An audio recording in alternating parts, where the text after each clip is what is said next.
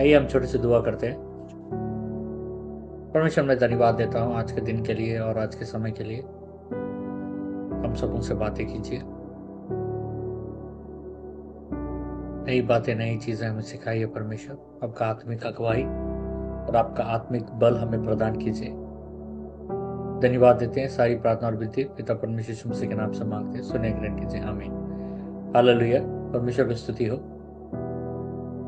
हम सब हाथ उठा के प्रभु का एक बार धन्यवाद देंगे। हालेलुया, स्तुति।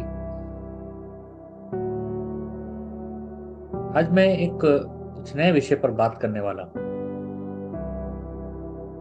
थोड़ा ध्यान से सुनिएगा।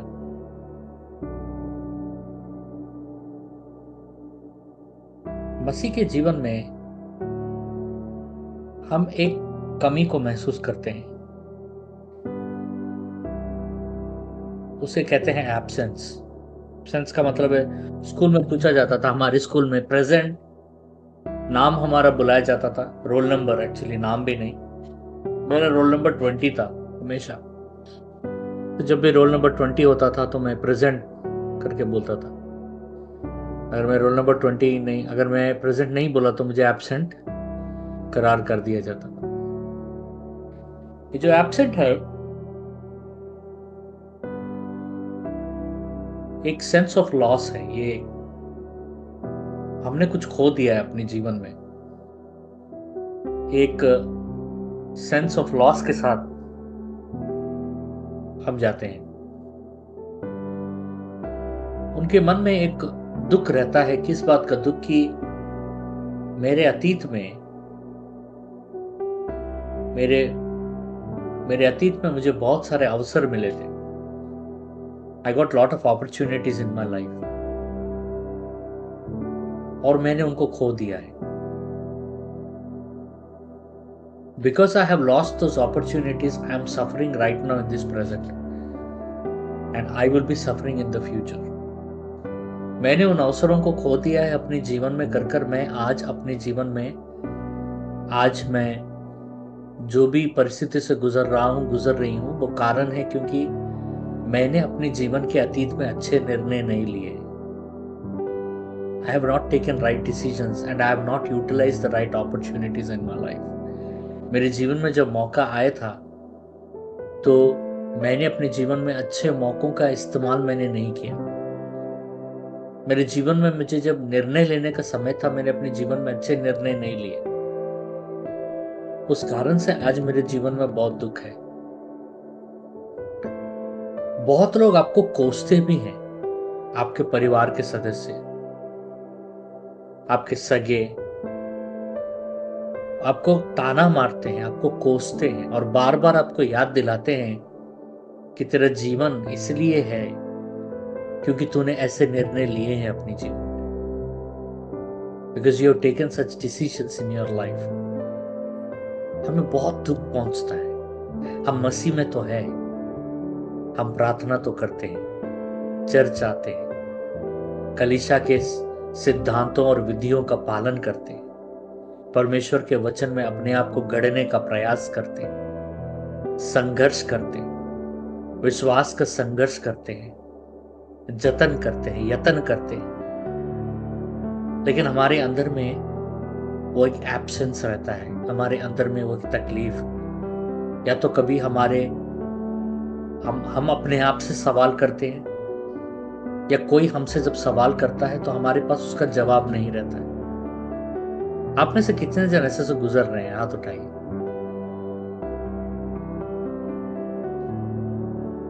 आज उसका जवाब, उस सवाल का जवाब मिलेगा आपको। आज उस चीज से राहत मिलेगा आपको, और आज आपको जो भी ये सवाल पूछेगा उसको जवाब देने का मौका आपको मिलेगा।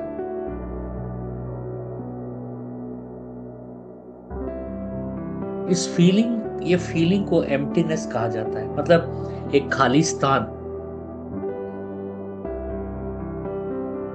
जिसको मैंने एब्सेंस कहा है।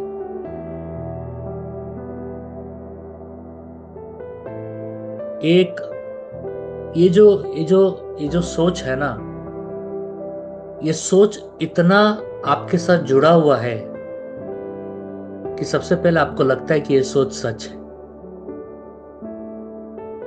कोई भी एक व्यक्ति आपको अगर लगातार ताना मार रहा है, चाहे कोई बाहर से, कोई आप अपने आप को भी, तो कितना भी झूठ हो आपको लगता है कि वो सच है, और आप उस झूठ को सच मानते हुए अपने जीवन को उस पर बसर करना शुरू कर देते हैं, और वो झूठ आपका नींव बन जाता है।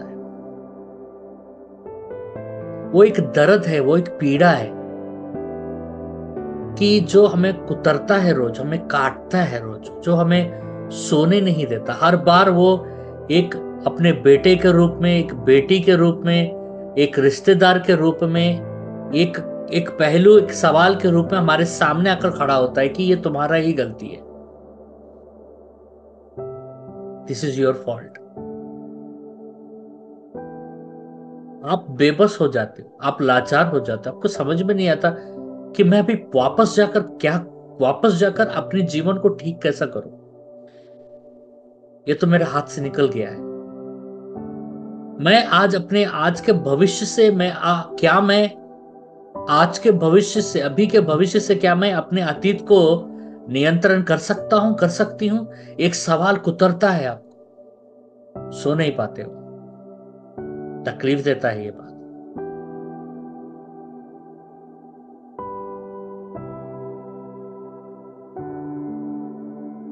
मैं आज आपको बताना चाहता हूं कि हमारा सबसे बड़ा शत्रु हमारा स्वभाव है, हमारा सोच है, हमारा मन है। जब हमारा मन ऐसा है ना, परमेश्वर का कोई भी बात का उल्टा को वो पहले लेता है। फिर मैं बता रहा हूं, परमेश्वर का कोई भी बात का उल्टा अर्थ को पहले समझता है हमारा मन। बहुत धोखे वाला चीज है। यिर्मयाह का 17:9 में कहता है, मन जो होता है इंसान का सबसे धोखा देने वाला वस्तु होता है। ये मन को क्या आप अपने अंदर से निकाल सकते हो? नहीं, कभी नहीं निकाल सकते। ये हमारे अंदर ही रहता है। अब वो बोलोगे ये मन गया। द हार्ट, बाइबल कहता है, the heart is the deceitful among all things and beyond cure. Bible ने साफ कर दिया कि इसको कोई इलाज नहीं है। इसको आप कितना भी सही करने का कोशिश करोगे, ये उल्टा ही करेगा, क्योंकि ये एदेन के वन में गिर चुका है। ये गिरा हुआ मन के साथ हम जी रहे हैं। हमारे जो दिमाग होता है, दिमाग में मेमोरी होता है। मेमोरी मतलब कोई भी चीज को याद रखने का क्षमता। कुछ मेमोरी हमारे हार्ट में भी होता है, हमारे मन में भी। हार्ट जो होता है, हमारे हृदय में भी कुछ मेमोरी होता है। हमारा मसल में भी कुछ मेमोरी होता है। समझ रहे हैं? ये मेमोरी सिर्फ हमारे माइंड में ही नहीं रहता है, ये मेमोरी हमारे हार्ट में भी। इसलिए अगर ब्रेन सर्जरी करने के बाद भी लोगों को याद क्यों रहता है? क्योंकि उनके हार्ट में भी बहुत सारे, उनके मन में भी बहुत सारी चीजें वो बसा के रखते हैं। हमारा मन अगर चंगाई नहीं हुआ है ना, हमारे मन कभी ठीक नहीं होगा। लेकिन हमारे मन को एक एक एक एक तंदुरुस्त परिस्थिति में हम रख सकते हैं, घेरे हुए। हमारे मन को परमेश्वर के वचन से भरकर हम रख सकते हैं। इससे क्या होगा? हमारा मन परमेश्वर के वचन के दबाव में रहकर अच्छा निर्णय लेना शुरू करेगा। समझ रहे हैं? समझने की कोशिश कीजिए। परमेश्वर के वचन के दबाव में हमारा मन निर्णय लेना शुरू करेगा, ना कि जो समाज कह रहा है, जो आपका घर वाले कह रहे हैं, ना कि आप क्या कह रहे हैं अपने आप से। क्योंकि हमारा मन उन सारी चीजों को जल्दी लेता है। हमारा मन धोखे को जल्दी लेता है। धोखे को भूल नहीं सकता, दर्द को भूल नहीं सकता, ताड़ना को भूल नहीं सकता, तकलीफ को भूल नहीं सकता। हमारे मन के ताड़ना को, तकलीफ को, दुख को, पीड़ा को दूर सिर्फ परमेश्वर ही कर सकता है। क्योंकि क्योंकि वही बनाया है उसने। हमारा मन सब कुछ मानने को तैयार है, लेकिन हमारा मन एक चीज मानने को तैयार नहीं है, पुनरुत्थान पर मानने को तैयार नहीं। प्रभु यीशु मसीह के पुनरुत्थान को मानने को तैयार नहीं होता है हमारा। हमारा दिमाग समझ गया है कि प्रभु यीशु मसीह मरकर जी उठे, लेकिन हमारे मन में वो बात बसना बहुत जरूरी है। हमारे जीवन में संघर्ष इसलिए होता है क्योंकि हमारे मन में परमेश्वर का पुनरुत्थान को समझना नहीं है, हम समझते नहीं है। पर परमेश्वर जब क्रूस पर मरे वो समझ में आ गया आपको, परमेश्वर जब मर के उठे ना वो समझ में नहीं आता है बहुत। आपको मालूम है परमेश्वर क्यों मरकर उठे? परमेश्वर मरकर इसलिए उठे ये बोलने के लिए कि और कुछ करने का जरूरत नहीं है, सब कुछ हो गया है, सब चीज पूरा हो गया, एवरीथिंग इज कंप्लीट। ये जो कंप्लीट जो शब्द है ना, मतलब पूरा हो गया है, ये हमसे बस नहीं होता है। हमको पूरा चाहिए और हमको पूरा दे दिया है परमेश्वर, लेकिन हमारा मन नहीं मानता, क्योंकि हमारा मन हमेशा कभी नहीं मांगेगा, हमारा मन तो और मांगता है। क्या लगा था आप जब बस एक छोटा सा घर रहेगा, एक छोटा नौकरी रहेगा तो काफी, मुझे कुछ नहीं चाहिए संसार, इतना तक था कि नहीं आपके मन में? वो मिल गया। थोड़ा 2 चक्का का कुछ नहीं चाहिए मुझे, 2 चक्का का एक तो गाड़ी रहेगा ना, बस मैं खुश हूं, मेरे को कुछ नहीं चाहिए। चलो वो भी मिल गया। और ज्यादा आशा नहीं करूंगा, एक 4 चक्का का गाड़ी रहेगा ना, काफी है मेरी जिंदगी में, ज्यादा कुछ नहीं चाहिए मेरे को, एक 4 चक्का का गाड़ी। चलो वो भी मिल गया। एसबीआई में एक बैंक अकाउंट रहेगा ना, बस कुछ नहीं, बैंक अकाउंट पे ज्यादा नहीं चाहिए, 10,000 हो गया, 1 लाख मिल गया। आईडी में भी एक अकाउंट रहने से कितना अच्छा होगा, हो गया। ज्यादा कुछ नहीं चाहिए, 1 तोला सोना रहेगा बस। कभी क्या है, मतलब तोला सोना इसलिए मेरे को नहीं चाहिए, कभी संकट के समय में, कभी कोई तकलीफ का समय आ गया तो उसको गिरवी रख के कैसे 1 तोला सोना आ गया। 1 से 10 तोला होता है, 10 से 20 तोला होता है। एक छोटा सा घर मांगे, बोलते छोटा घर छोटा नहीं हो गया, घर छोटा नहीं हो गया, थोड़ा बड़ा घर रहने से अच्छा होगा। 4 सीटर कम नहीं हो गया, 7 सीटर रहने से अच्छा है ना। एक बात बताइए, आखिरी बार आपका मन ने कब कहा बस काफी है, मुझे और नहीं चाहिए?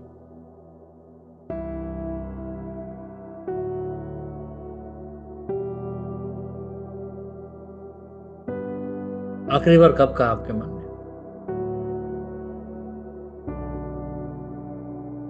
आज से 15-20 साल पहले देखो तुम्हारा जीवन कैसा था। आज कईयों के पास 4 चक्का गाड़ी है, कईयों के पास घर है, कईयों के पास सोना है, कईयों को फिर भी मन बस नहीं होता, तो लगता है कि वो गरीब है। आज से 15 साल पहले और आज में अपने आप को तुलना करके देखो और बोलो कि तुम गरीब हो। तुम 15 साल पहले गरीब थे, तुम आज भी गरीब हो। 15 साल पहले तुम्हारे पास गाड़ी नहीं था, घर नहीं था, सही नौकरी नहीं था, ये जो शांति है शांति भी नहीं था, ना शादी हुआ था तुम्हारा। 20 साल पहले, आज से 20 पकड़ लो, तब तुम गरीब थे, तब तुम अकेले थे। आज भी तुम वही रोदना रोते हो, मैं गरीब हूं। 4 चक्का का गाड़ी में घूमते हो, मैं गरीब हूं। हाँ? घर में बाइक है, मैं गरीब हूं। घर का भाड़ा नहीं देते हो, एक जमाना था घर का भाड़ा देते थे।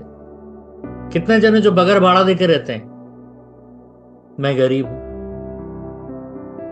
गरीब लोग भीख मंगा लोग आते थे, इन लोग तो रोज बोलते कि मैं भीख मंगा हूं, मैं गरीब हूं, मेरे पास कुछ भी नहीं है। यही प्रार्थना में पहले बोलेगा तुमको के लिए क्या प्रार्थना चाहिए, बोलेगा मेरे को थोड़ा थोड़ा पैसा, थोड़ा। अबे कब सुधरेगा तुम लोग? अबे 20 साल पहले भी तो ये रोता रोता था मेरे पास तुम लोग आके, अभी 20 साल का बाद भी यही रोता है तुम लोग, हम गरीब है, हमारे पास पैसा नहीं है। 4 चक्का का गाड़ी में आके बोलता है हम गरीब है। जब जब साइकिल चला के आता था तब भी बोला मैं गरीब है, अब 4 चक्का का गाड़ी चलाता है, पगार इतना सारा उठाता है, हर नाम है, कामयाबी है, बीबी है, बच्चा है, सोना है, बैंक में बैलेंस है। अब बोलता है कि मैं गरीब है, कोई हंसेगा? परमेश्वर कैसा हो गए?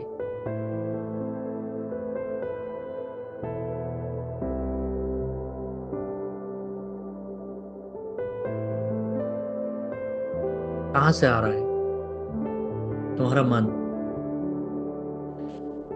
तुमको पूरा दुनिया अगर परमेश्वर तेरे नाम पे लिख के दे देगा ना, तुम बोलोगे दुनिया बस नहीं है, परमेश्वर चांद भी दे देना मेरे को। परमेश्वर बोलेगा ले चांद भी तेरे नाम पे लिख दिया है।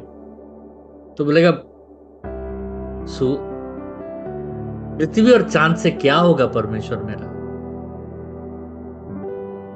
मेरे तो 3 बच्चे हैं, एक को तो चांद दे दूंगा, एक को पृथ्वी दे दूंगा, मैं और मेरे बीबी कहाँ रहेगा? हवा में तो नहीं रहेगा ना?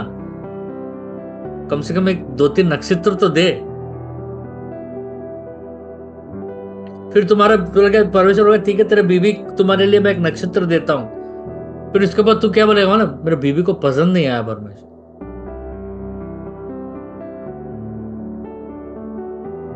वो हम लोग का चर्च का विश्वासी है ना, उसका बगल में जो जो नक्षत्र है, मेरे बीबी बोलते वहां रहने से अच्छा है, क्योंकि कभी कभी ना उसके घर से सब्जी उठा के ला सकती है अगर ये कम हो जाएगा तो।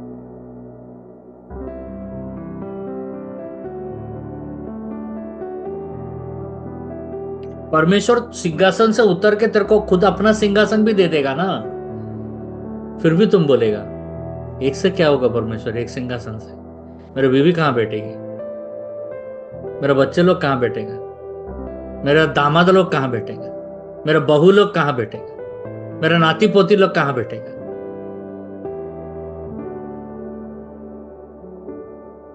सोच के देखो, 20 साल पहले तू गरीब था, सही था कि नहीं? 20 साल पहले तेरे पास क्या था क्या नहीं था, आज तेरे पास क्या क्या है, लिखो 5 चीज लिखो। अब बोलो तू गरीब है।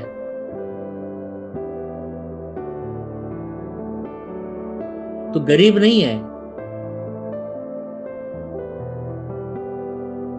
लेकिन तेरा मन नहीं मानता है। तेरा मन नहीं मानता है कि तू आशीषित है, क्योंकि तेरे दिमाग को पता चल गया है लेकिन तेरे मन को पता नहीं चल। उसी तरह प्रभु यीशु मसीह क्रूस पर मरे,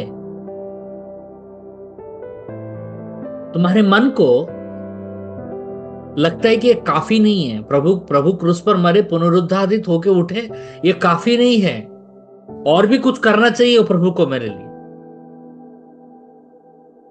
लेकिन प्रभु कहते हैं ये समस्त है, ये सब कुछ है,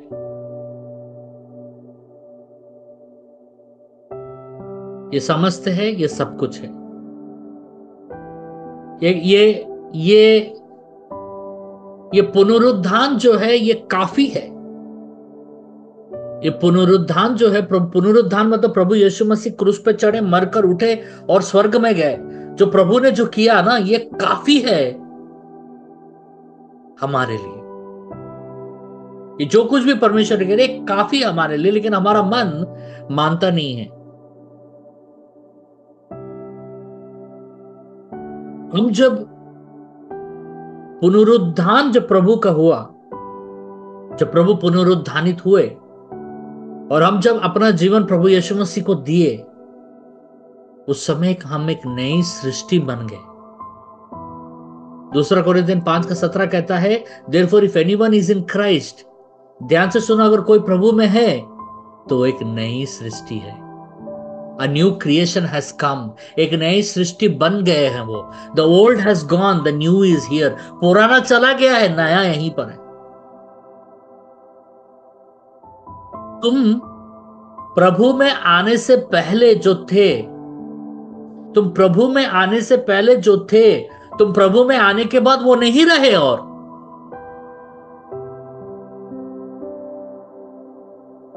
तुम नए बन चुके हो। आखिरी बार तुमको किसने बताया कि तुम नए बन चुके हो? तुम वो नहीं हो, तुमको लग रहा होगा तुम वही हो, नहीं, तुम नए हो।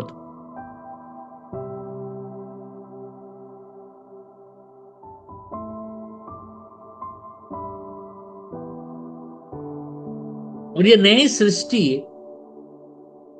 हमारे मन तक नहीं पहुंचा। ये नई सृष्टि हमारे मन तक इसलिए नहीं पहुंचा क्योंकि पुनरुत्थान हमारे मन तक नहीं पहुंचा।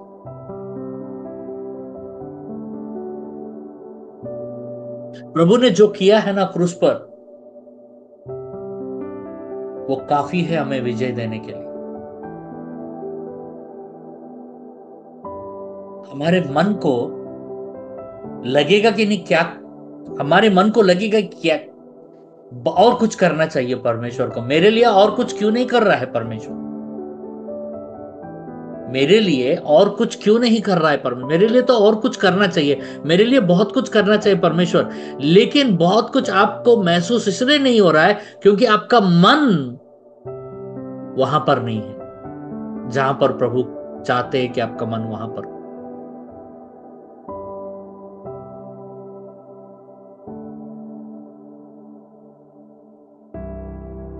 समझ रहे?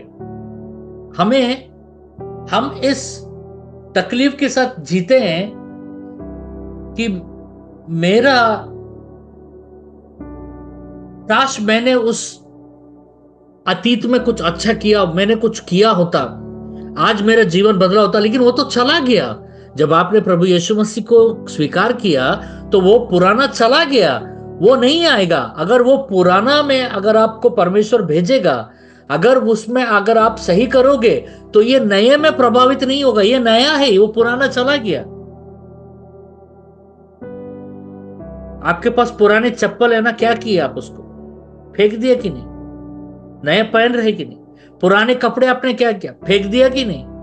आप जब 5 साल की उम्र में जो कपड़े पहनते थे, हम बोलोगे नहीं मैं इसको नहीं फेंकूंगा, मैं इसी कपड़े को पहनूंगा, तो मेरा चर्च मत आना। जो नहीं दिख रहा है सब दिखेगा, मेरा चर्च मत आना वो कपड़ा पहनकर। तुम 5 साल के उम्र में जो कपड़ा पहने, तुम 20 साल की उम्र में वही कपड़ा पहनोगे, बोलोगे उसको छोड़ना पड़ेगा। प्रभु कह रहा है वो पुराना है, ये नया है। कि तुम चाहते हो कि तुम उस पुराने में जाओ और उस पुराने को अगर सही कर लोगे तो तुम्हारा आगे का भविष्य सही हो जाएगा। परमेश्वर ने कहा तो वो तो पुराना है ही नहीं मेरे रिकॉर्ड में, ना वो पुराना है ही नहीं तुम्हारे रिकॉर्ड में, तो कहां से सही करोगे? मैंने तो उसे कब का निकाल दिया, मैंने तो उसको कब का हटा दिया, मैंने तो उसको कब का मिटा दिया, मैंने तो उसको कब का नाश कर दिया। परमेश्वर कह रहा है तुम एक नई सृष्टि हो, तुम एक नया व्यक्ति हो, तुम एक नया जीवन हो, तुम्हारा सब कुछ नया है। मैंने तुझे नया जीवन दिया, पुराना तो चला गया, तुम तो नए हो। लेकिन हमारा मन कहता है काश, क्योंकि मेरी माँ बोल रही है, मेरा भाई बोल रहा है, मेरा बहन बोल रहा है, तुमको पुराने में तुम जो गलती किया ना, उसका तुम पुराने में जो गलती किया तुम अभी और भुगत नहीं सकते क्योंकि तुम मसीह में हो। तुम मसीह में नहीं हो, तुम मसीह में अगर नहीं हो तो तुम भुगतोगे। अगर तुम मसीह में हो तो तुम्हारा पुराना नहीं है क्योंकि मसीह उसको नाश कर दिया है। तुम एक नई सृष्टि हो।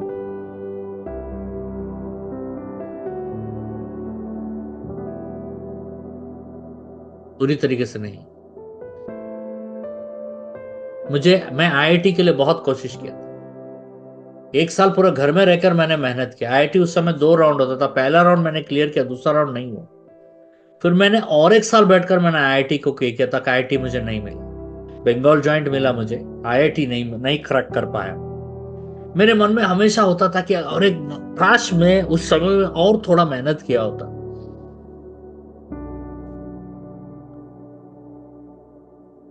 तो मैं आईआईटी क्रैक कर लेता, मेरा जीवन पूरा बदल जाता।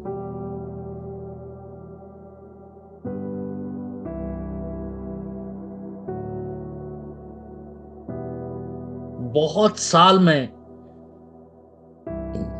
उस तकलीफ से मैं गुजरा। रात को उठ के मुझे सपना मिलता था, रात को उठ के मेरे सपने ऐसे आते थे कि आईआईटी में मेरा नाम आ गया, मैं अभी कॉलेज ज्वाइन करने जा रहा हूं। फिर मैं उठता हूं, देखता हूं मैं तो यही वाइजैक में हूं मैं। लेकिन जब प्रभु यीशु मसीह मेरे जीवन में आए, वो चीज चला गया मेरे जीवन से। मैं आज जितना कामयाब हूं, अगर मैं आईआईटी में पढ़ के भी निकलता तो मैं आज इतना कामयाब नहीं हो पाता जितना कामयाब मैं आज हूं। क्योंकि मेरे पुराने जीवन के नाकामयाबियों को परमेश्वर ने क्रूस पर लांद दिया, और मेरे नए जीवन में परमेश्वर ने एक नया इतिहास, एक नया कामयाबी परमेश्वर ने लिखा।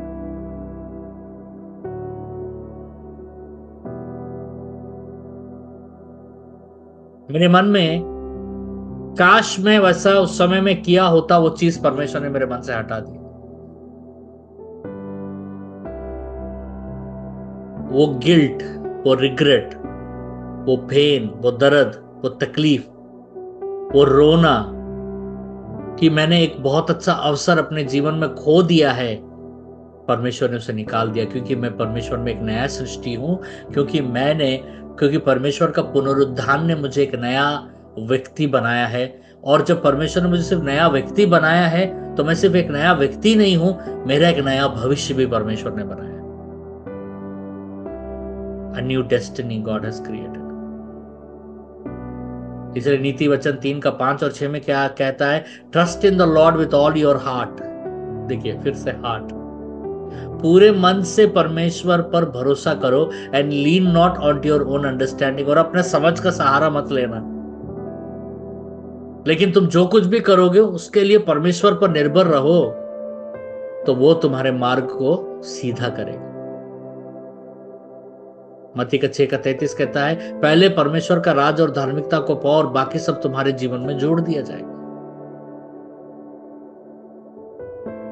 इससे हम नए इसमें प्रवेश कर सकते हैं। ये जो नया जीवन है ना, ये नया जीवन जो परमेश्वर ने दिया, ध्यान से सुनिए, इस नया जीवन में आपका पढ़ाई काम नहीं करेगा, आपका ज्ञान काम नहीं करेगा, आपका बुद्धि काम नहीं करेगा, आपका पैसा काम नहीं करेगा। ये पुराना जीवन में काम करेगा। पुराने जीवन में परमेश्वर नहीं था, पुराने जीवन में आपको अपना पढ़ाई से कामयाबी पाना पड़ेगा। शिद्दत, पराद, मदद कर, बहुत मेहनत कर। आपको उस पुराने जीवन में आपको अपने समझ से, अपने पैसे से, अपने रुतबा से, अपने ताकत से आपको कामयाब होना पड़ेगा। इस नए जीवन में ना आपका पढ़ाई काम आएगा, ना ही आपका पैसा काम आएगा, ना ही आपका ताकत काम आएगा, ना ही आपका ज्ञान काम आएगा, ना ही आपका बुद्धि काम आएगा। इस नए जीवन में सिर्फ विश्वास ही काम आएगा। इस नए जीवन में वही कामयाब होगा जिसके पास विश्वास है। सोच के देखिए, पतरस कामयाब था कि नहीं? पतरस तो कभी स्कूल भी नहीं गया, वो कैसा कामयाब हुआ? पतरस स्कूल भी कभी नहीं गया, लेकिन धर्मशास्त्र को मुंह जबानी बोलता था। उसने धर्मशास्त्र कैसा सीखा? कैसा सीखा उसने? विश्वास से सीखा। पतरस, पौलुस इतना पढ़ा लिखा था, लेकिन उसका पढ़ा लिखा कोई काम का नहीं आया। क्या पौलुस का पढ़ाई लिखाई से पौलुस किसी मुर्दे को जिंदा कर पाया? नहीं। क्या पौलुस के पढ़ाई से पौलुस ने किसी दुष्ट आत्मा को निकाल पाया? नहीं। अपने विश्वास से कर पाया।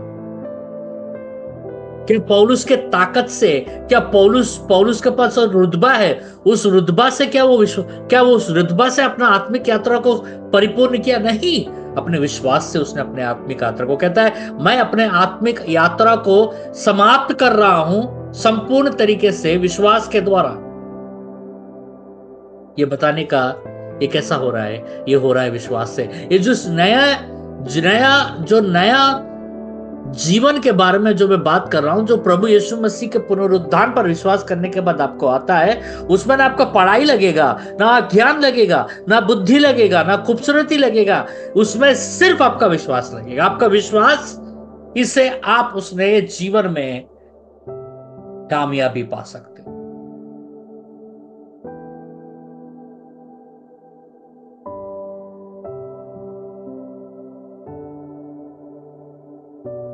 आपके आपके जीवन में कोई भी गलती अगर आपके सामने आता है और कोई भी कहेगा कि ये तुम्हारे जो पुराने तुम उस समय में अगर ये करते नहीं ना तो आज तुम्हें भुगते नहीं, तो तुमको तुमको ये बात याद कर लेना है कि ये वो पुराना वाला जीवन कभी भी वो तो चला गया है, वो नहीं आ रहा है तुम्हारे पास।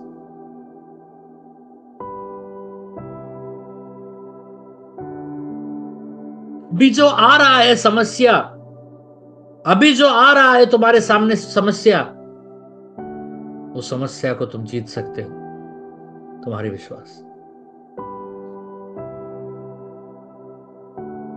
उस पहाड़ को हटा सकते हो, तुम्हारे विश्वास।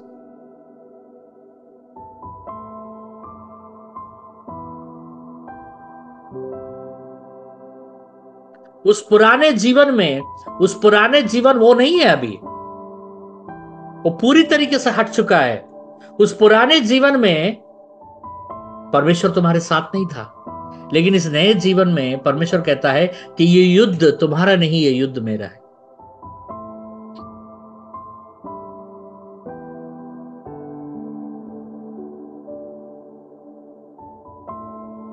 अगर तुमको आज भी लग रहा है कि मेरे जीवन के गलत निर्णयों के वजह से आज मेरा जीवन ऐसा है, तो तुम किस जीवन के बारे में बात कर रहे हो? वो तो जीवन है ही नहीं तुम्हारे पास। अगर कोई तुमसे बोल रहा है, तुम्हारे घर वाला, हंस के छोड़ देना, क्योंकि उसको पता ही नहीं है कि तुम कौन हो। तुम तो एक नई सृष्टि बन चुके हो कब का। तुम तो वो पुराने था ही, तुम तो वो पुराने है ही नहीं, और तुम्हारा वो जो भी पुराना है ना वो तो कब का हटा दिया परमेश्वर ने तुम्हारे जीवन से।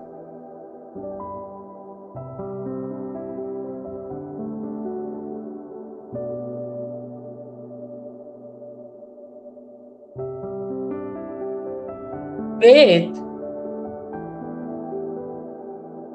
is not a stagnant word. Faith is always moving forward.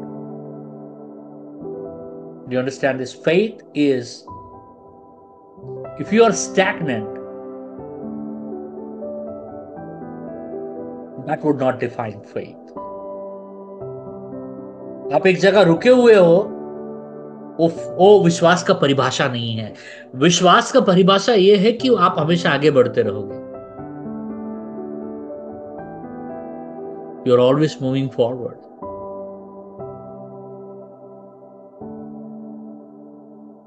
विश्वास का परिभाषा है कि आप हमेशा बढ़ते रहोगे। विश्वास का परिभाषा यह है कि आप हमेशा जीतते रहोगे। पुराने जीवन में आपने कितने बार जीता है? एक बार भी नहीं जीता। अगर जीता भी होगा तो संपूर्ण जीत में नहीं कहलाऊंगा, लेकिन इस नए जीवन में एक नया संपूर्ण जीत जीतते हो आप हमेशा।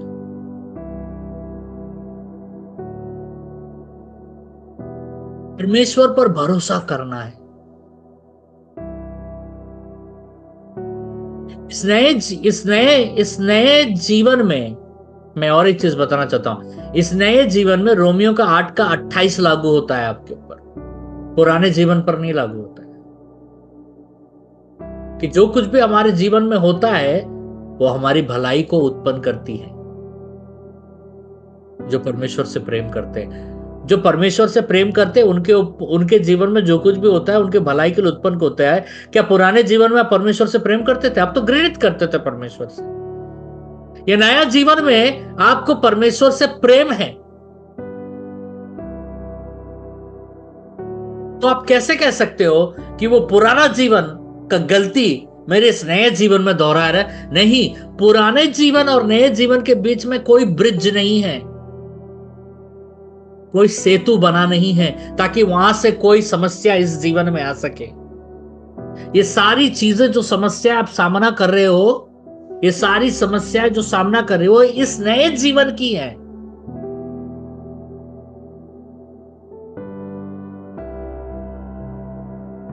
पुराना जीवन आप बदल नहीं सकते हो, लेकिन नए जीवन में आप सब कुछ बदल सकते हो।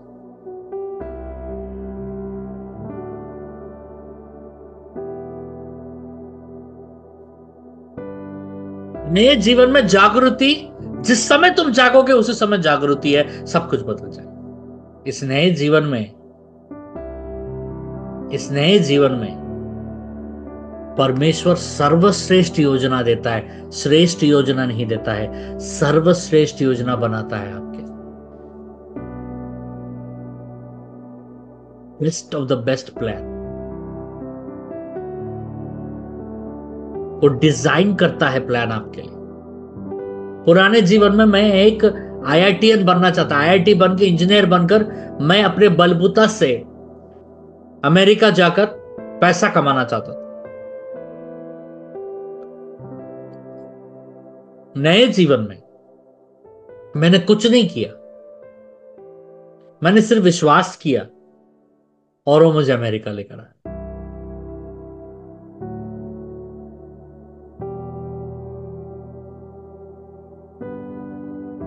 मुझे रात दिन जागकर पढ़ाई करना नहीं पड़ा।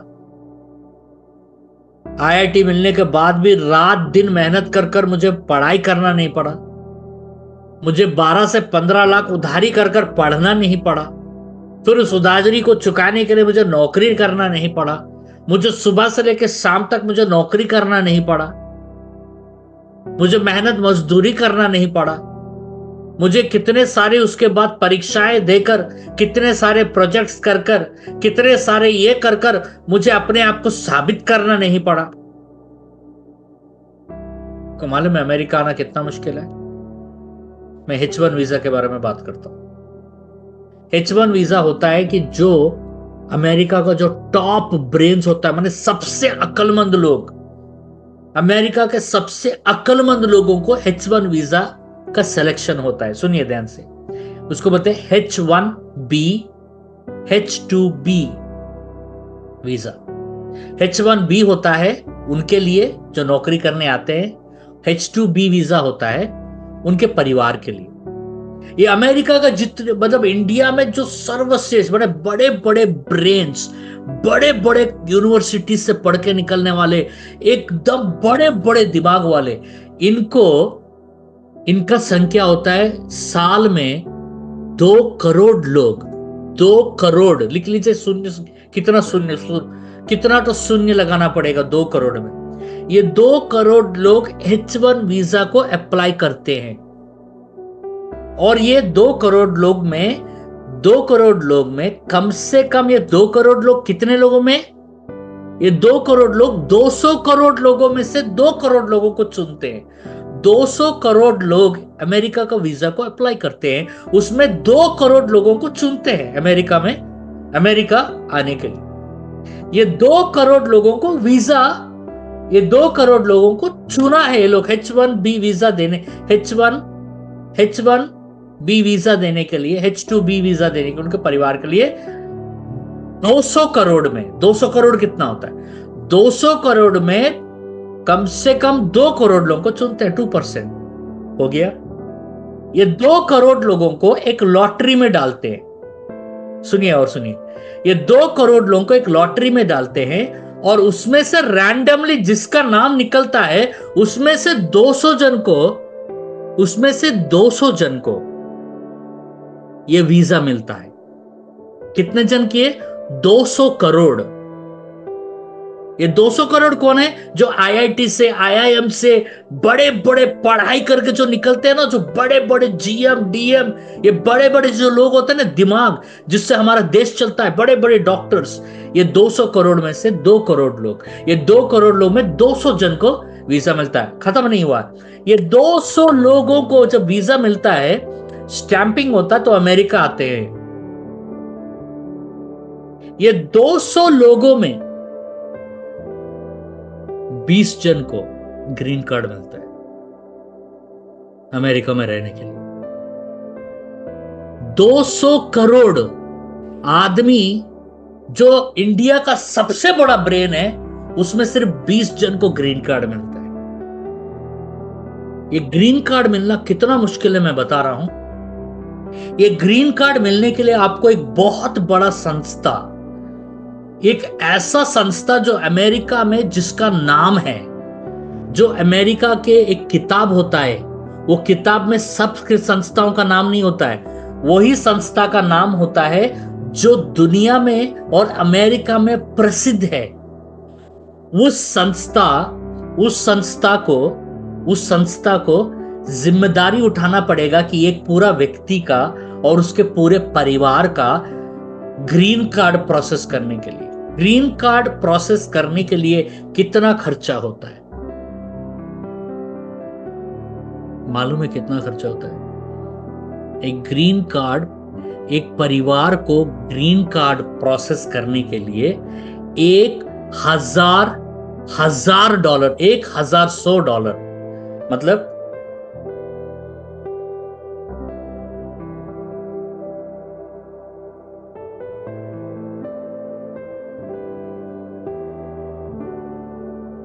$1,00,000,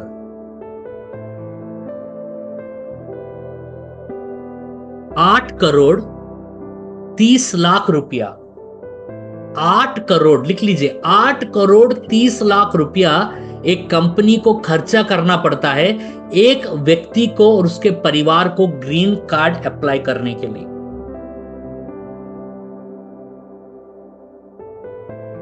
कितना जन्म लगेगा आपको 8,30,00,000 रुपया कमाने के लिए?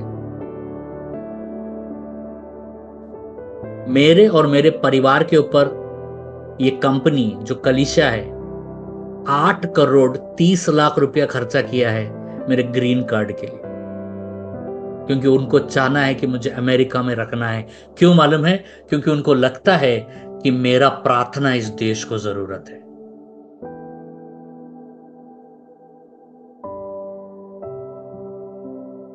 आपको समझ में आ रहा है अमेरिका आना कितना मुश्किल है?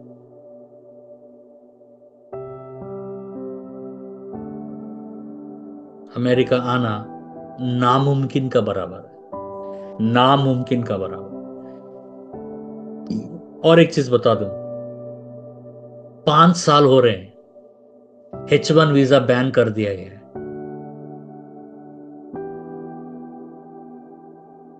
कोई भी कंपनी वाला यहां पर नहीं आ रहा है। पूरे दुनिया से अमेरिका ने कह दिया और हम 5 साल के लिए हम किसी को हमारे देश में आकर काम करने नहीं देंगे। आ सकते हैं 2 या 3 महीना से ज्यादा नहीं रहेंगे कोई, क्योंकि हमारे देश वालों को नौकरियां नहीं मिल रहा है। बाहर के देश वाले लोग आकर हमारी नौकरियां लेके चले जा रहे। तो पुराने जीवन में मुझे अमेरिका आने के लिए कितना पापड़ बेलना पड़ेगा अब समझ गए। लेकिन मैं नया जीवन में, परमेश्वर ने कहा तुझे तो सिर्फ मुझ पर विश्वास करना है, मैं तुझे कोई भी देश लेके जाऊंगा, लेके ही नहीं जाऊंगा, वो देश भी मैं तुझे दे दूंगा। नए जीवन के पात्र हैं। तो हम समाप्त करने से पहले मैं बताना चाहूंगा, हम तो क्यों नहीं महसूस कर रहे? परमेश्वर इंतजार कर रहा है कि कब बाहर निकलोगे तुम अपने आप को कोसने से। परमेश्वर इंतजार कर रहा है कि तुम कब अपना पुराना जीवन को देखना बंद करोगे, तब तुम्हें अपने नए जीवन के अहमियत को तुम जान पाओगे। तुम्हारे पुराने जीवन के लिए तुमने कितना तैयारी किया? तुम पढ़े, तुम स्कूल गए, तुम कितना मेहनत किया, मशक्कत किया उस पुराने जीवन को, जो चीज खत्म हो गया तुम्हारे जीवन में। परमेश्वर पूछ रहा है तो मैं तुम्हें जब नया जीवन दिया हूं, तुमने क्या किया उस नए जीवन में तैयारी के लिए? तो ये सोच के बैठ गए बस मेरे जीवन में कुछ नहीं होने वाला।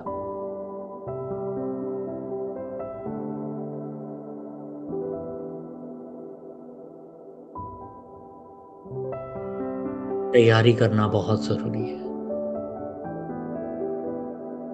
फिर मैं बता रहा हूं, तैयारी करना बहुत जरूरी है। आपको तैयार रहना बहुत जरूरी है। मेरा इस महीना बैचलर्स ऑफ चैपलेंसी का सर्टिफिकेशन आएगा। फिर उसके बाद अगला 2 महीना में मैरिज काउंसलिंग का बैचलर्स कर रहा हूं, वो सर्टिफिकेशन आएगा। फिर इस साल के आखिरी में मेरा दूसरा पीएचडी कंप्लीट होगा। मतलब 5 बैचलर्स, 3 मास्टर्स और 2 पीएचडी। आप पूछोगे क्यों? मैं तैयार हो रहा हूं, अपने जाल को तैयार कर रहा हूं, क्योंकि जब परमेश्वर आएंगे, जब वो मौका आएगा मेरे जीवन में, मैं एकदम तैयार हूं प्रभु का काम करने के लिए। कोई भी कमी, कोई भी मेरे पास, मैं तैयार हूं। मैं इतने सालों से अपने आप को तैयार कर, क्योंकि जो अवसर आएगा तो परमेश्वर जब खोजेगा, कौन तैयार है, कौन तैयार है, कौन तैयार है, मेरा हाथ सबसे ऊपर है, मैं एकदम तैयार हूं, एकदम रेडी हूं मैं एकदम। अब उस समय नहीं बोलूंगा प्रभु थोड़ा टाइम दीजिएगा, नहीं थोड़ा 10 साल दीजिए, मैं तैयार होकर आता हूं। नहीं, उतना टाइम नहीं रहता परमेश्वर के पास। ये वही बात हो गया कि तेल खत्म हो गया वो कुंवारियों के पास, वो बोलने लगी हम तेल लेकर आ रहे हैं, तब तक लेकर आए लेकिन दरवाजा बंद हो गया, अवसर का दरवाजा बंद हो गया। अभी से तैयारी करो, अपने जीवन को बो दो।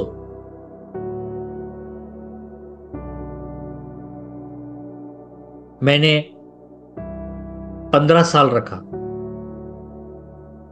2024 दिसंबर को 15 साल खत्म हो रहा है। ये 15 साल मैंने कहा कि मैं पूरा पढ़ाई कर लूंगा। मेरे जीवन का जितना पढ़ाई है, सुबह से 8 घंटा से मैं पढ़ रहा हूं। अभी भी मैं पढ़ रहा हूं, अभी खत्म हुआ मेरा पढ़ाई। कल 8 घंटा पढ़ा मैं।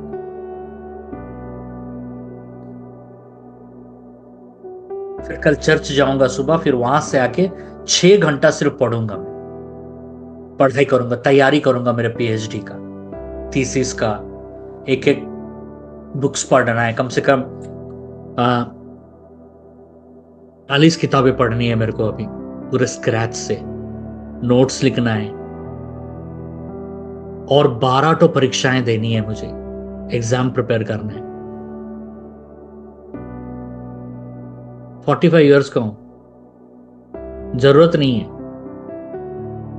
लेकिन मुझे कुछ बनना है प्रभु के।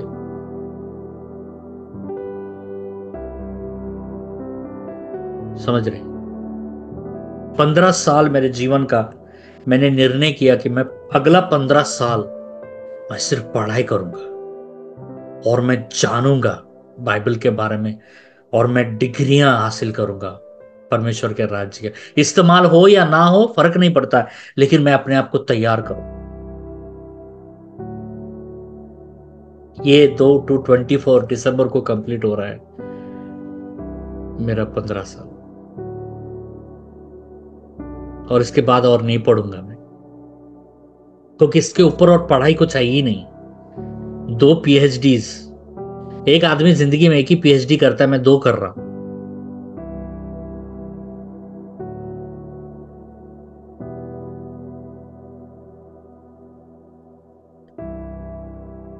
तो मैंने ये सोचा, मेरे खानदान में अगला 500 साल तक मेरे से ज्यादा पढ़ा लिखा वाला कोई नहीं होना चाहिए, और कोई पैदा भी नहीं होना चाहिए। इसलिए मैं बन्नू को बोलता हूं, तू तो पीएचडी करेगा, तेरे पास सिर्फ एक ही पीएचडी होगा, तेरा बाप के पास 2 पीएचडी है। अभी को भी बोलता हूं, तुम भी पीएचडी करोगे। तुम लोग पीएचडी करने का तुम लोग सोचेगा हम तो बाप को पार कर गए, तो याद रखना दीवार में तेरा बाप का 2 पीएचडी टंगा है। तुमको लगेगा मेरा बाप 2 पीएचडी कैसा किया रे भैया, मेरे को 1 पीएचडी करने के लिए 15 से 18 साल लग गया।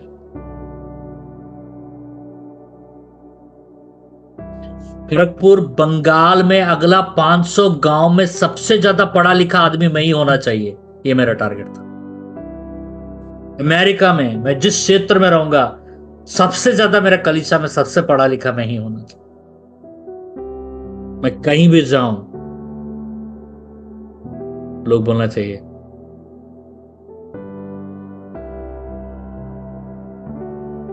और ये ऐसे ही हासिल नहीं हो जाएगा। घर में बैठ के सास भी बहू थी और तारक मेहता को उल्टा चश्मा देखने से पीएचडी नहीं आ जाएगा, रगड़ना पड़ता है अपने आप। मैंने बताया ना 8 घंटा से पढ़ रहा हूं, आज कल 8 घंटा पढ़ा। कभी भी मेरे साथ बैठिए, आपको दिखाई देगा, आपको लगेगा ये आदमी की जिंदगी में कुछ है ही क्या, आपको लगेगा। सिर्फ पढ़ते ही रहता हूँ, पढ़ते रहता हूँ, पढ़ते रहता हूँ, पढ़ते रहता हूँ, पढ़ते रहता हूँ, क्लास अटेंड, हर लेक्चर्स को सुनते रहता हूँ, नोट्स लिखते रहता हूँ, पढ़ते रहता हूँ, परीक्षाएं देते रहता हूँ, नोट्स लिखते रहता हूँ, नोट्स लिखते रहता हूँ, किताबें लिखते रहता हूँ, पढ़ते रहता हूँ। क्योंकि ये नया जीवन में बहुत कुछ करना है प्रभु के लिए। पुराने जीवन में तो मैं कुछ कर नहीं पाया प्रभु के लिए, लेकिन इस नए जीवन को मैं व्यर्थ जाने नहीं दूंगा। अपने आप को तैयारी करना है इस नए जीवन। पुराने जीवन में उम्र तगाजा होता था, नए जीवन में उम्र नहीं है, क्योंकि विश्वास का कोई उम्र नहीं होता है। मैं आपको ये नहीं बोला कि सब पीएचडी कर लो, अभी मुमकिन भी नहीं है। पीएचडी करने के लिए बहुत पैसे लगते हैं। पीएचडी करने के लिए कम से कम एक पीएचडी करने के लिए 40 लाख रुपया लगता है, 2 पीएचडी करने के लिए 80 लाख रुपया लगता है, कम से कम 1 करोड़ लगेगा आपको 2 पीएचडी करने के लिए। पीएचडी नहीं कर सकते हो, लेकिन सीख सकते हो, बढ़ सकते हो, विश्वास कर सकते हो, पढ़ाई, परमेश्वर का वचन को पढ़ सकते हो, जान सकते हो। ये नया जीवन में सब मुमकिन है। तो आज मैं समाप्त करने से पहले एक ही चीज मैं बताऊंगा कि पुराना जो चीज है, कि पुराना काश मेरे जीवन में मैं अगर ऐसा किया नहीं होता, की नहीं होता, तो आज मेरा जीवन कुछ अलग होता। वो जीवन चला गया है, वो नहीं है। कितना अच्छा है कि वो जीवन चला गया है। हालेलुया। कितना अच्छा है कि वो जीवन चला गया, प्रभु निकाल दिया है वो जीवन। अभी आप जो कुछ भी हो, एक नई सृष्टि हो प्रभु का, समझ रहे हो? एक नई सृष्टि हो। इसमें एक ही चीज लगेगा आपको, विश्वास लगेगा, द फेथ। अपना इस नए जीवन को व्यर्थ होने मत देना, क्योंकि मालूम है ये नया जीवन तुम्हें देने के लिए प्रभु कितना यत्न सहे, कीले ठोके टिकवाए, क्रूज पर चढ़ गया प्रभु मरकर आपके लिए मरना पड़ा, ये नए जीवन को आपको खरीद कर देने के लिए। प्रभु यीशु मसीह अपने जीवन को और लहू का मोल चुकाकर आपको ये नया जीवन दिए हैं प्रभु। ये फ्री में नहीं आया आपको लगेगा कि आपका मन बोलेगा तो मुफ्त में आया है, तुमको मुफ्त में नहीं आया। तब अपने मन को बताओ, याद करो एक बार वो क्रूस का नजारा, वो कीले, वो कांटों का मुकुट, वो सिसकियां, वो चिल्ला। प्रभु कितने तड़पे, कितने रोए, कितने बिलबिलाए जब उनके हाथों और पांव में कीले ठोक दिए गए थे। तड़प तड़प कर प्रभु ने अपना जीवन को देखे और कहा कि मैं अपना जीवन आपको देता हूं। कितने कोड़े मारे परमेश्वर, कितने ताड़ना सहे पर प्रभु आपके लिए। मरकर, मौत को हराकर, कब्र तोड़कर जी उठे प्रभु आपके लिए ये नया जीवन देने के लिए। ये व्यर्थने से नहीं आया है, ये खाली पीले सब फेंका हुआ नहीं था कि आपने उठा लिया है। ये स्वर्ग से गिर गया नहीं है कि आपने मुंह पसारा, आपके मुंह में के अंदर घुस गया, आपको नया जीवन मिल गया। नहीं, कोई हमारा परमेश्वर बहुत तकलीफ उठाए हमें यह नया जीवन देने के लिए। इसको मत भूलिएगा कभी। ये नया जीवन उन्होंने हमें दिया है। क्या हम योग्य हैं इस नए जीवन का? नहीं, हम योग्य नहीं है, लेकिन उनके नजर में हम योग्य है, इसलिए हमें मिला है नया जीवन।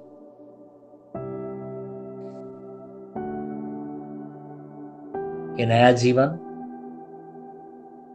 सिर्फ उन्हीं का है, उन्हीं का हक है, उन्हीं का अधिकार है। तो इसलिए इस नए जीवन को संसार में मत बोइएगा, संसार की चीजों को कमाने के लिए मत बोइएगा, संसार की प्रतिष्ठा को पाने के लिए कोशिश मत कीजिएगा। इस नए जीवन को उन्हें समर्पित कीजिए। इस नए जीवन को उन्हें दे दीजिए और बोलिए, जो करना चाहते हो करो। ये नया जीवन तुम्हारा। अगर कोई आकर तुमको कहे, तुम्हारा पुराना वाला गलती के कारण से, उसको बताओ, मेरा पुराना जीवन तो है ही नहीं, वो तो मेरे प्रभु ने तो कब का खत्म कर दिया, और मेरा पुराना जीवन का कोई भी प्रभाव मेरे नए जीवन पर नहीं गिरेगा।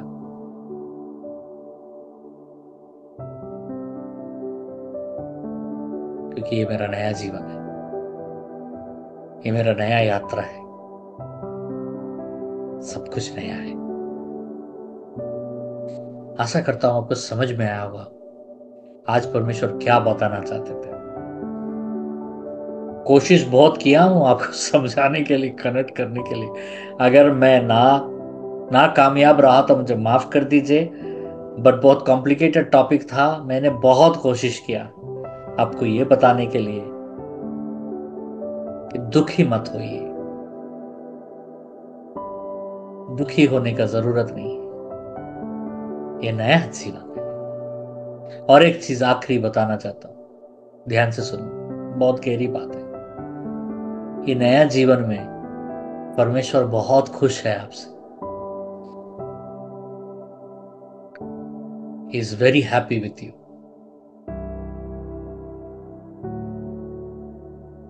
सच में, मन रखने के लिए नहीं बता, ये हकीकत है। वो आपको देखकर स्वर्ग में खुश हो जाता है।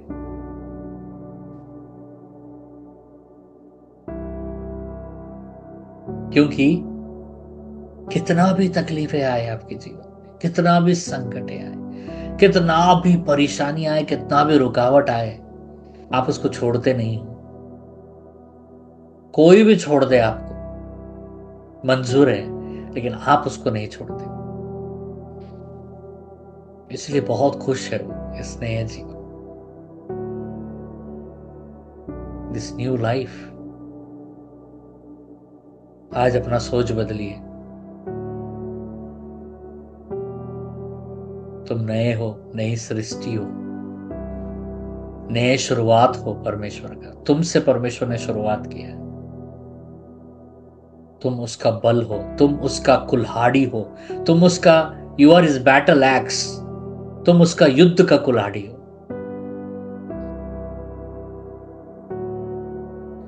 और एक बात, तुम उसके चहीते हो, यू आर हिज फेवरेट।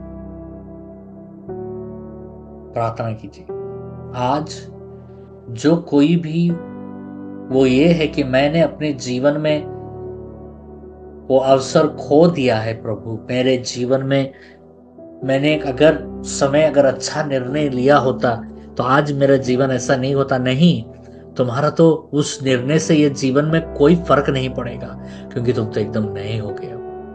तुम एक नई सृष्टि हो। अपने मन को बताओ कि मेरे मन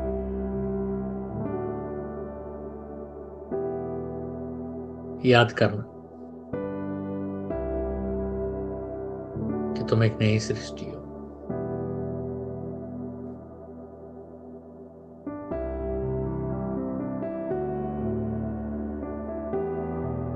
You are a new creation. दोनों कीबोर्ड है रेडी।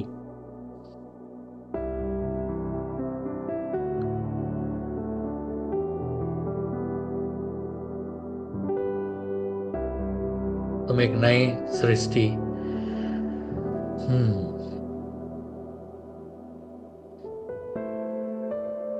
जब मुझे ये सच्चाई पता चला, जब मैं प्रभु में नया था,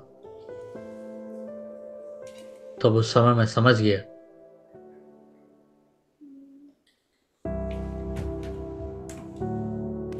कि ये जो नया जीवन है,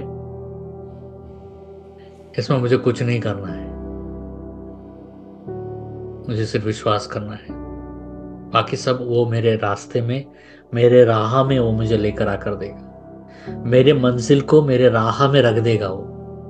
और वो जो पिछला जो कुछ भी मैं खो दिया था ना, उसका 100 गुना वो मुझे आकर मुझे मेरे राह में रख देगा वो, मेरे रास्ते में रख देगा वो, ताकि मैं जब रास्ते से गुजरता हुआ जाऊं तो मैं उन सारे मंजिलों को पार करते हुए निकल जाऊं। मेरे नए जीवन में मेरा प्रभु सब कुछ देगा मुझे, सब कुछ देगा मुझे। He will give me everything. मेरे नया जीवन, ये मेरा नया जीवन है, एक नया सृष्टि। I am a new creation, I am a new creation. बोलो, मैं एक नई सृष्टि। बोलते रहो अपने ऊपर, ऐलान करो, आज ऐलान करते रहो अपने ऊपर। परमेश्वर, मैं धन्यवाद देता हूं आज के दिन। मुझे कोई गम नहीं है। मेरे कामयाबियां, मेरे नाकामयाबियां, वो मेरा अतीत है, उससे कुछ फर्क नहीं पड़ने वाला है। परमेश्वर, मैं आज जो भी हूं और जो भी आगे रहूंगा, वो सिर्फ आपके बल से। मुझे कुछ करना नहीं है, मुझे सिर्फ आप पर विश्वास करना है। I just have to believe you. I just have to trust you.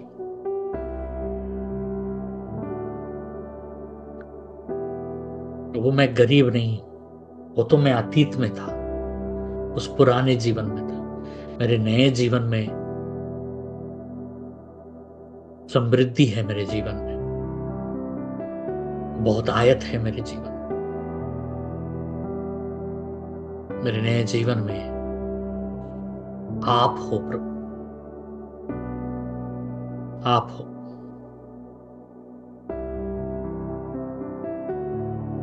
मैं बहुत युद्ध जीतूंगा प्रभु अपने जीवन में, आप मुझे जिताओगे बहुत। मुझे उठाओगे, मुझे उस शहर में, उस प्रांत में मुझे उठाओगे प्रभु।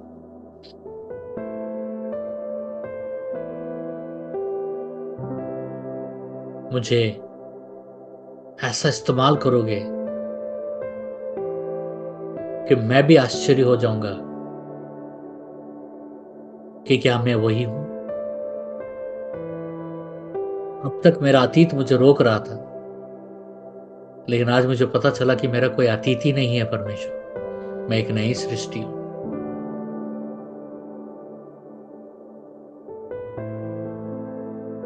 मेरे रगों में पुनरुत्थान दौड़ रहा है, मेरे रगों में, अभी मेरे रगों में पुनरुत्थान का सामर्थ्य दौड़ रहा है, और ये कोई मुझसे छीन नहीं सकता है।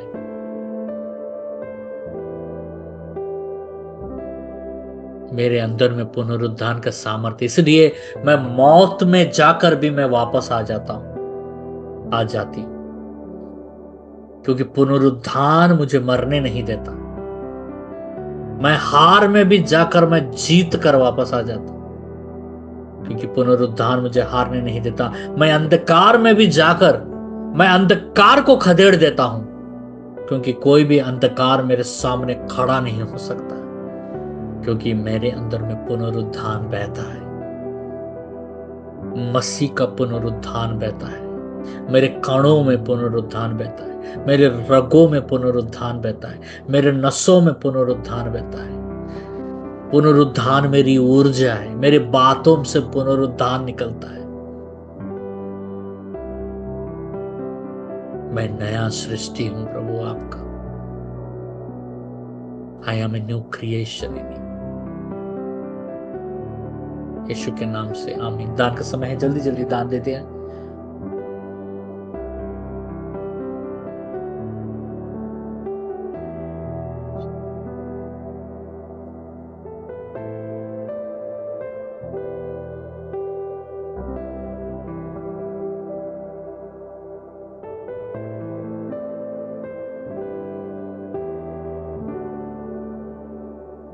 सब खड़े होते हैं, अंतिम प्रार्थना में करेंगे।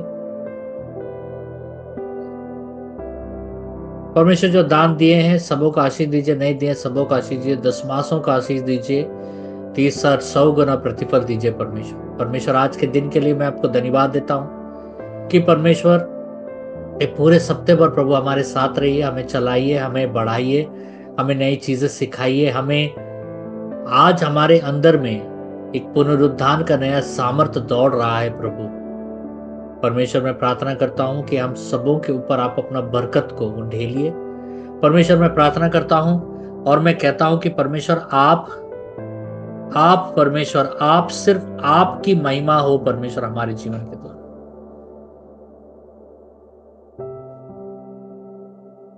परमेश्वर सबों का आशीष दीजिए, ऑनलाइन में जो है, ऑफलाइन में जो है, जो आ सके नहीं आ सके, सबों के ऊपर आप अपना आशीष उंडेलिए।